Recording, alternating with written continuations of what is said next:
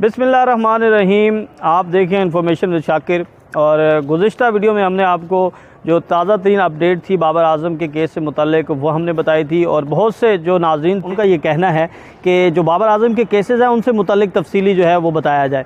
तो आज की हम इस वीडियो में बाबर आज़म के जो मुकम्मल केसेस हैं, कितने केसेस हैं, कौन कौन सी अदालतों में केसेस चल रहे हैं, क्या क्या उनके ऊपर इल्ज़ामात हैं और इसके अलावा दीगर क्या केसेस हैं, वो तमाम तफसीलात जो हैं वो हम आपको नाज़रीन को बताएंगे। बाबर आज़म के ख़िलाफ़ मजबूरी तौर पर लाहौर की सेशन अदालतों में और लाहौर हाई कोर्ट में जो है वो दरख्वास्तें दायर हैं, और एक और नई दरख्वास्त जो है वो FIA को भी दे दी गई है हामजा मुख्तार की जानिब से। ये हमें ज़राए ने कन्फर्म किया है। अब जो बाबर आज़म के ख़िलाफ़ दरख्वास्तें हैं वो मैं आपको एक एक करके बता दूं ताकि हमारे नाज़रीन के लिए आसानी हो कि क्या क्या दरख्वास्तें जो हैं वो खातून लेके गई है, और उन दरख्वास्तों में बाबर आज़म के वकील की जानिब से जो है वो क्या कार्रवाई की गई है, क्या मौक़िफ़ इख्तियार किया गया और वो दरख्वास्तें कहाँ तक पहुँची हैं। तो जो सबसे पहली दरख्वास्त है जो सबसे पहले हामजा ने दी थी वो बाबर आज़म के ख़िलाफ़ इंदराज मुकदमा की दरख्वास्त थी। वो लाहौर की सेशन अदालत के जज जो हैं एडिशनल सेशन जज नुमान मोहम्मद नईम, उनके पास ये लगी हुई है, जिसके अंदर बाबर आज़म के वकील की जानिब से दलाइल मुकम्मल कर लिए गए हैं। और अब हामजा मुख्तार के वकील एडवोकेट तकीर चौधरी और उनकी जानिब से एक और नए कौंसल को जो है वो शामिल किया गया है, शेख साहब को।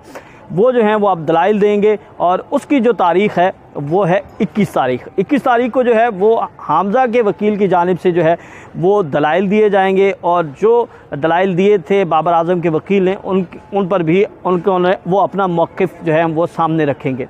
अब इसके साथ साथ नुमान मोहम्मद नईम यही जज है, इनके पास एक और दरख्वास्त जो है वो भी दायर की गई है। उसके ऊपर जो समाअत होगी वो 23 जो है दिसंबर को होगी। वो दरख्वास्त क्या है? वो दरख्वास्त है कि उनमें मैसेजेस पर धमकियां मौसूल हो रही हैं, और इसके हवाले से उन्होंने थाना नसीराबाद में एक दरख्वास्त दी थी, जिसमें उन्होंने मौक़िफ़ इख्तियार किया था कि उन्हें मुसलसल धमकी आमेज़ जो मैसेजेस हैं उनके मोबाइल पर वो मौसूल हो रहे हैं, जिसके बायस उनकी जान को ख़तरा है। और इस दरख्वास्त के बाद उनके ऊपर एक जानलेवा हमला भी हुआ था। ये दरख्वास्त जो है इसके ऊपर समाअत 23 दिसंबर को नुमान मोहम्मद नईम की अदालत में होगी। अब इसके साथ साथ एक और दरख्वास्त है, वो एडिशनल सेशन जज आबिद रज़ा ख़ान के पास लगी हुई है, और वो दरख्वास्त है इंदराज मुकदमा की नामालूम अफराद के ख़िलाफ़।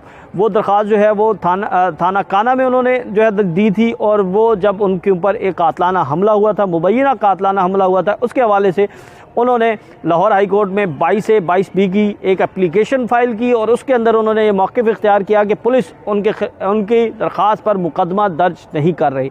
ये जो दरख्वास्त थी ये उन्होंने नामालूम अफराद के ख़िलाफ़ जो है वो दी थी। उनका ये कहना है कि 2 नामालूम अफराद जो हैं मोटरसाइकिल पर सवार थे, जिन्होंने उन पर सीधे फायर किए, और वो उसमें मौज़ाना तौर पर बच गए।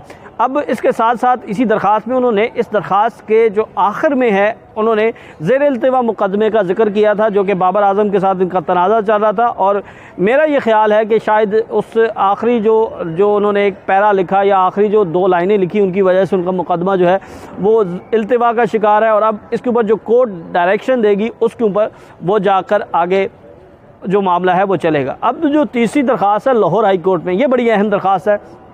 इसके ऊपर जो है वो समाअत हो चुकी है। लाहौर हाई कोर्ट की जस्टिस आलिया नीलम ने इस दरख्वास्त पर समाअत की थी। गुज़िश्ता जो समाअत थी उसका अहवाल ये था कि उनके वकील की जानिब से ये मौक़िफ़ इख्तियार किया गया कि उन्हें मुसलसल हरासा किया जा रहा है, यानी बाबर आज़म के वालिद, उनके भाई और उनके कोई करीबी साथी या दोस्त हैं मोहम्मद नवीद, उनको भी जो है वो इसमें फ़रीक बनाया गया है। और उसमें ये मौक़िफ़ इख्तियार किया है कि उन्होंने एक दरख्वास्त थाना डिफेंस A में दी थी, और थाना डिफेंस A को उन्होंने कहा था कि उन्हें हरासा किया जा रहा है, और थाना डिफेंस A ने उनकी दरख्वास्त पर मुकदमा नहीं दर्ज किया, तो वो लाहौर की सेशन कोर्ट ने हरासा करने से मना कर दिया, लेकिन अभी भी उन्हें मुसलसल हरासा किया जा रहा है उनकी फैमिली की जानिब से। इसके साथ साथ इसमें एक और नई एडिशन जो उन्होंने की है वो ये की है कि जो थाना डिफेंस A के SHO हैं और जो थाना नसीराबाद के SHO हैं वो भी इनको हरासा कर रहे हैं, यानी उनका ये कहना है कि उनके ऊपर दबाव डाल रहे हैं कि वो सुलह कर लें, तो उनको प्रेशराइज़ किया जा रहा है, मुकदमे से पीछे हटने के लिए कहा जा रहा है। तो ये उन्होंने मौक़िफ़ इख्तियार किया है, जो लाहौर हाई कोर्ट में उन्होंने पटिशन दायर की है, जो दरख्वास्त दायर की है उसके अंदर, और इस पर जस्टिस आलिया नीलम साहिबा ने जो है वो नोटिस किए हैं, और इसके ऊपर अब समाअत जो है वो 23 दिसंबर को होगी। और 23 दिसंबर के लिए जो नोटिस हैं उसमें जो फ़रीक़ैन हैं उसमें IG पंजाब हैं, CCPO लाहौर हैं, SHO थाना डिफेंस A हैं, SHO थाना नसीराबाद हैं और दीगर मुख्तलिफ जो लोग हैं उनको ये नोटिस किए गए हैं। अदालत ने जवाब तलब किया है, तो अब ये जवाब जो है वो 23 तारीख को दिया जाएगा और 23 तारीख को जो है वो अदालत में रिपोर्ट भी जमा करवाई जाएगी और बताया जाएगा जो उन्होंने मौक़िफ़ इख्तियार किया वो गलत है या दुरुस्त है। अब एक और नई दरख्वास्त जो है वो हमज़ा की तरफ से दी गई है। वो दरख्वास्त है वो FIA में दी है, PK एक्ट के तहत जो है वो उन्होंने दरख्वास्त दी है, जिसमें उन्होंने FIA को दरख्वास्त में ये मौक़िफ़ इख्तियार किया है कि उनको मुसलसल धमकी आमेज़ मैसेजेस मिल रहे हैं, उन्हें कॉलें आ रही हैं, उन्हें थ्रेट किया जा रहा है, उन्हें हरासा किया जा रहा है। उसके हवाले से उन्होंने ये दरख्वास्त जो है वो FIA को दी है। अभी तक ये कन्फर्म नहीं हुआ कि इस दरख्वास्त में उन्होंने फ़रीक किसको बनाया, क्या बाबर आज़म को बनाया है, उनकी फ़ैमिली के किसी अरकान को बनाया है, नामालूम को बनाया है, ये अभी तक जो है वो कन्फर्म नहीं हुआ। लेकिन ये कन्फर्म ज़रूर हो गया है कि FIA में उन्होंने दरख्वास्त दे दिया। इसके साथ साथ पाकिस्तान सिटीज़न पोर्टल में भी उन्होंने दरख्वास्त जो है वो दायर की और वज़ीर आज़म इमरान खान से उन्होंने ये दरख्वास्त की है कि वो इस मामले का नोटिस लें और नोटिस लेकर जो है वो उनको जो है वो इंसाफ फराहम करें।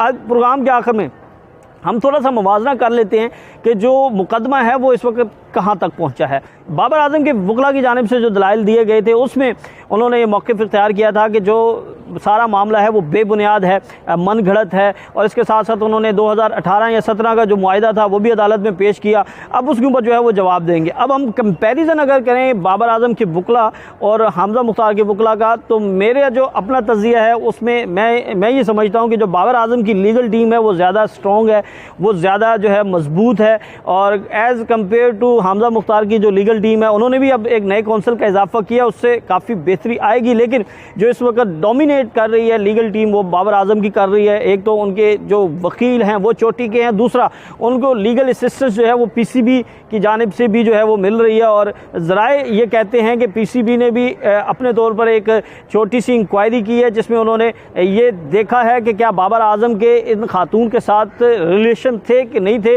और ज़राए ये दावा कर रहे हैं कि ये साबित हो चुका है कि बाबर आज़म के खातून के साथ रिलेशन से। ताहम PCB जो है वो इस मामले को ज़ाती करार देकर जो है वो बिल्कुल खामोश है और वो पीछे हट चुकी है। ताहम जो एक मॉरली सपोर्ट है PCB की जानिब से वो बाबर आज़म को ज़रूर हासिल है और इसकी वजह से भी उन्हें बहुत ज़्यादा फ़ायदा हासिल होगा। अब केस की जो समाअत होगी वो अगली समाअत जो है वो 21 तारीख को जो है वो होनी है।